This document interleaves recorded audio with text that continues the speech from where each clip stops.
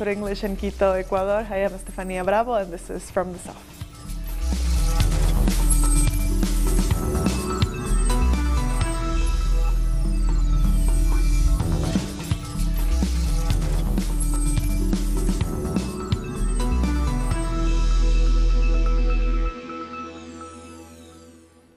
Venezuela's ambassador to the United Nations, Samuel Moncada, has heavily criticized the Organization of American States for recognizing opposition leader Juan Guaido's representative.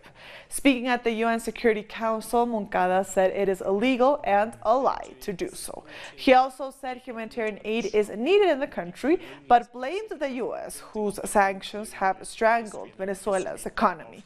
Moncada further criticized U.S. officials in favor of increasing pressure on Venezuela through sanctions. Responding to someone who does not lied in saying that yesterday the region as a whole rejected the representative of the Bolivarian Republic of Venezuela in the Organization of American States. That is false. That is a lie. It is misinformation, a problem that perhaps he needs to address with his legal team.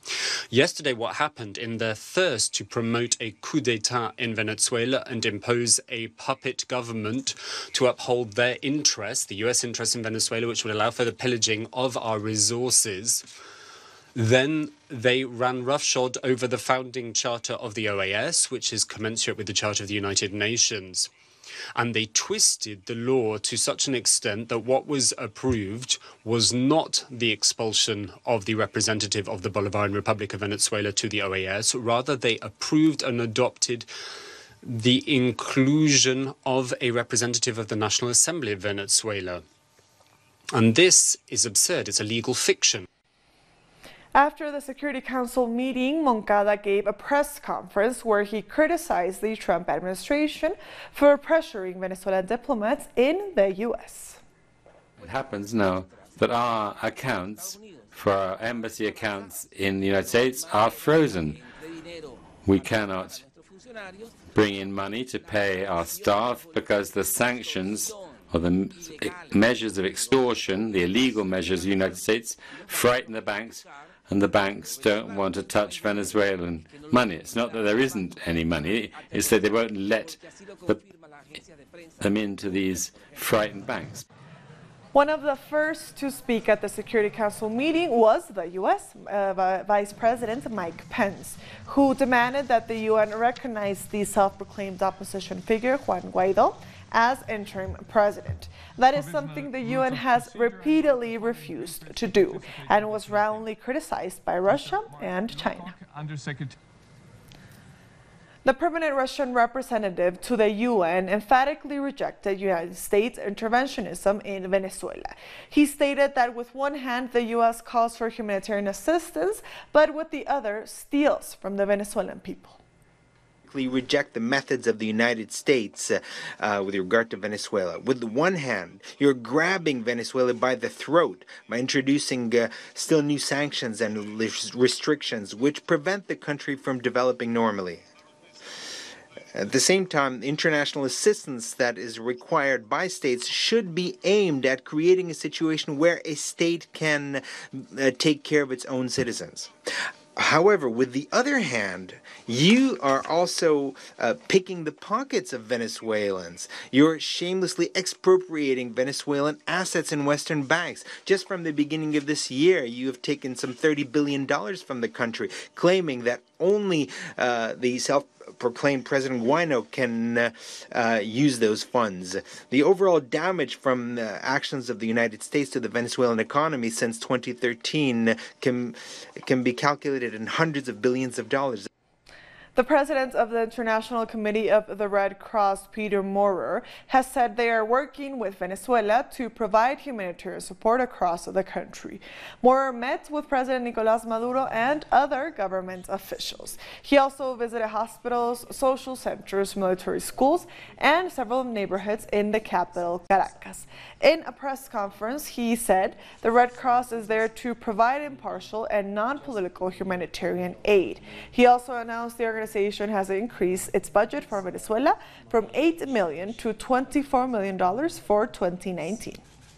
I think I have visited hospitals in Bolivar, in Táchira. I have visited migrant population at the border. I have seen what the ICRC, together with the Venezuelan Red Cross, is doing at bus stations in order to assist migrant populations. I have also, during the field visit, spoken to military commanders of the regional commands and the community defense commands, and I have spoken to the governor in Táchira State, of course. I have spoken to doctors, to nurses, to community workers. Whatever you call what we see, in the category of humanitarian work, we see that there are needs of people which we want to respond to. And we are not an institution, and we are not in a position at the present moment to have a comprehensive overview on where needs are. But we have decided that the capital region here, that the border region towards Colombia, and that Bolivar states are the three areas in which ICRC will first and foremost respond and have priority action. Cuba has proclaimed its new constitution during a ceremony at the National Assembly in Havana. The new text will substitute the previous constitution of 1976. The revised articles were ratified on February 24th on a referendum and later approved by the National Assembly. This constitution is relevant to these times, and it reflects the historical circumstances of our society and guides the changes made with a vision of the future, with the supreme objective of reaching a socialism which is every day more prosperous, sustainable, inclusive, and with the participation of all. With it, the revolutionary state is stronger, from which we demand transparency and respect for the law. It respects the right of women and men, and equality of all Cubans, without discrimination, and those are the pillars of our society. And just as Fidel Castro said on that first Congress of the party, and I quote, "Today we need a socialist constitution that goes along the characteristic of our society, with a social conscience, the ideological conviction, and the desires of our people, a constitution to have the general laws for the society we have built, with the profound economic, social, and political transformation made by the revolution and the historic achievement by our people. A constitution that consolidates what we are now and helps us achieve what we want to be tomorrow." Castro also warned about the attempts of the U.S. to destroy the example of the Cuban Revolution and denounced the attacks against Venezuela, Nicaragua, and Bolivia. The historic enemies of the revolution tried to question this, but it all falls after the massive support of our people. We have alerted about the aggressive action of the U.S. government against Latin America and the Caribbean. In name of the Monroe Doctrine, with a narrow grandistan toward socialism, the freedom of its people, and the sovereign rights of the region. Our correspondent Alien Fernandez brings us the details from Havana. Cuba has proclaimed its new constitution that now has been published in the island state newspaper. The articles of this new constitution were debated by the citizens just before the referendum that approved the new legal document on February 24th. During its proclamation, the Secretary General of the Communist Party, Raúl Castro, said that Cubans have big challenges ahead, especially since the U.S. blockade is intensifying, intended to attack Cuba's economy. Castro added that this attack is the worst in 50 years. The Secretary General also ratified the commitment by the Cuban government and the Communist Party with Venezuela and the Bolivarian Revolution, saying that they have the right to self-determination despite the violent attacks to this Latin American nation that violate international law. We thank Alien Fernandez for that report. Israel Prime Minister Benjamin Netanyahu's main challenger, Benny Gantz, has conceded defeat in the country's general election.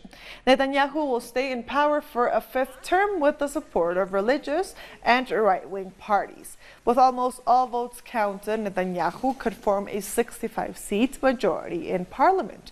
However, he could be indicted in the upcoming months for 3 corruption cases. We are not only going to the opposition, we are going to the Knesset to start the next round. I am declaring from here to the Likud, to Netanyahu, to the coalition, we will make your life hell. We'll be back very soon. Stay with us.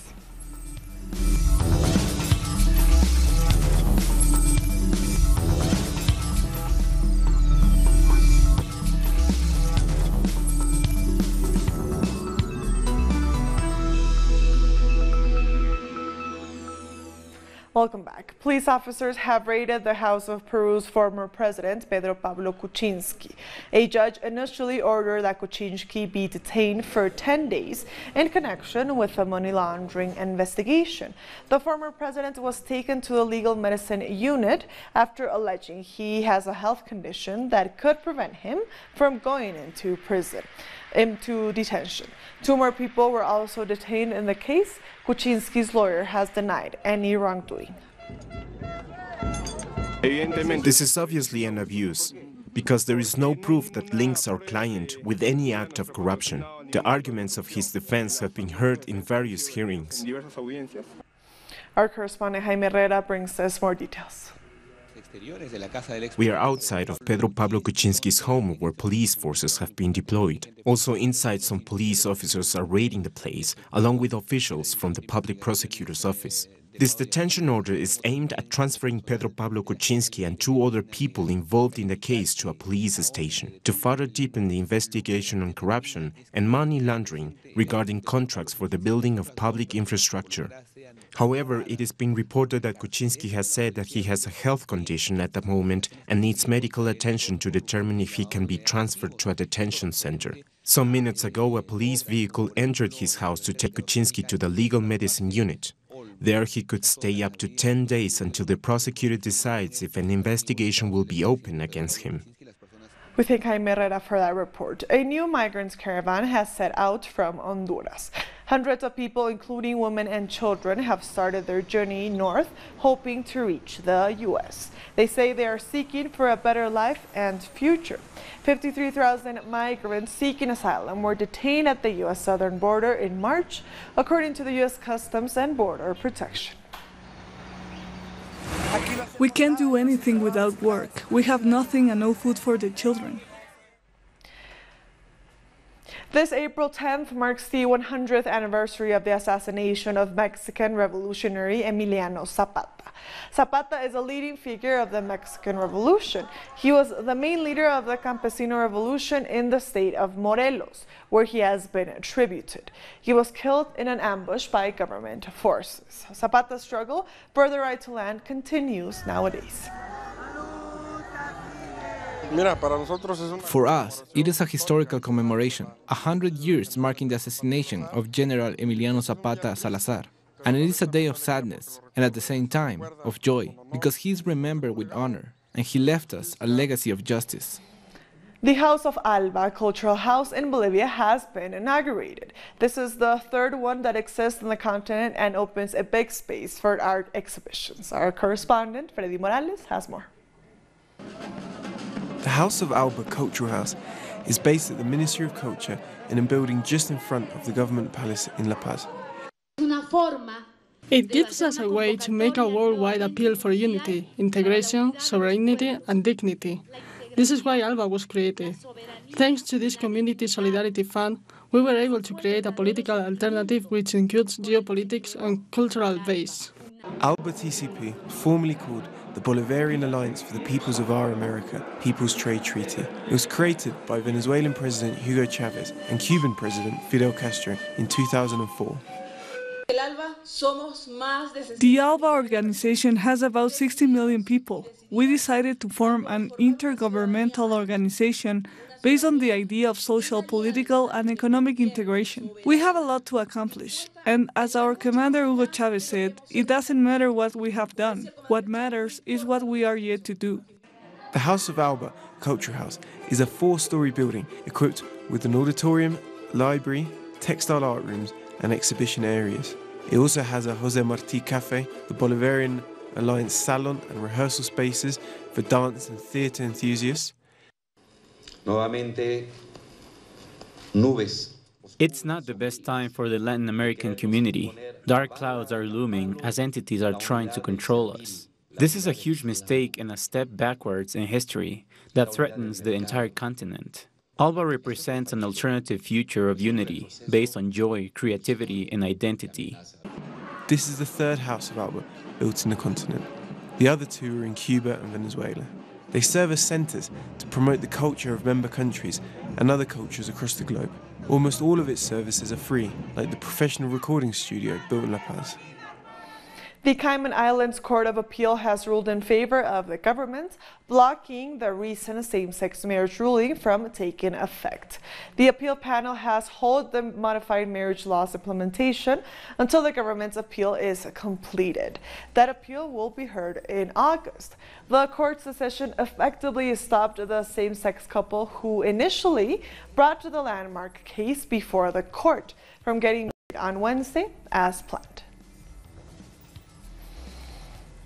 One person has died in St. Lucia from the H1N1 influenza, also known as swine flu. This was confirmed by the Trinidad-based Caribbean Public Health Agency. The Department of Health also investigating the deaths of 3 other men, since swine flu has been confirmed in other persons. Swine flu is the virus behind the 2009 influenza pandemic. Infected persons may get flu-like symptoms, while others may suffer severe respiratory problems. Regularly and covering the mouth when sneezing or coughing. St. Kitts and Nevis Prime Minister Dr. Timothy Harris says there is no merit to claims that he is guilty of nepotism.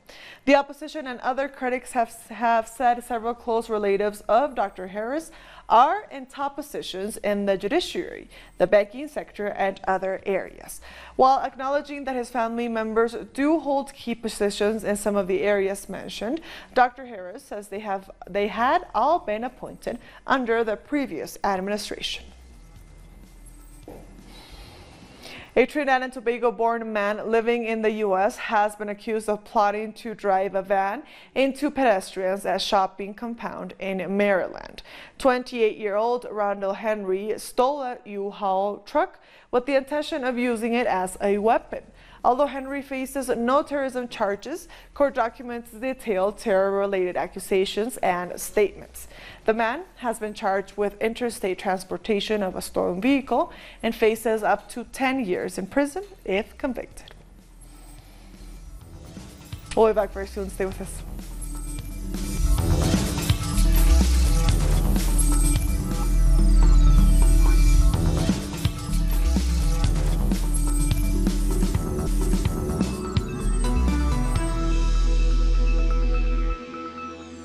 Welcome back. Algeria's interim president Abdelkader Ben Salah has announced that the country will head to the polls on July 4th to choose a new president.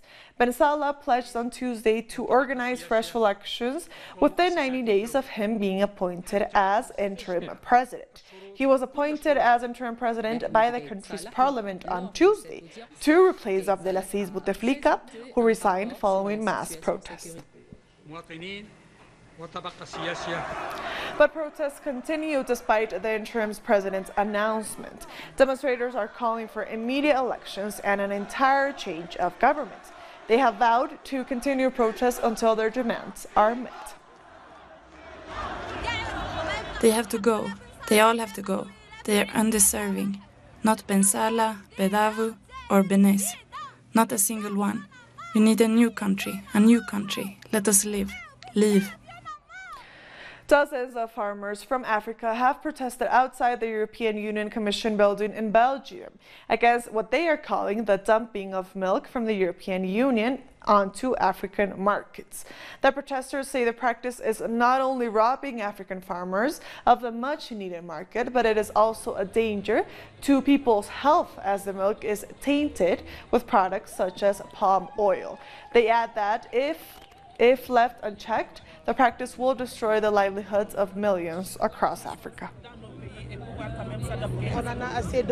We've had enough seeing this exploitation by manufacturers through European exporters who bring milk to our country. But this milk is not the same that is used in Europe.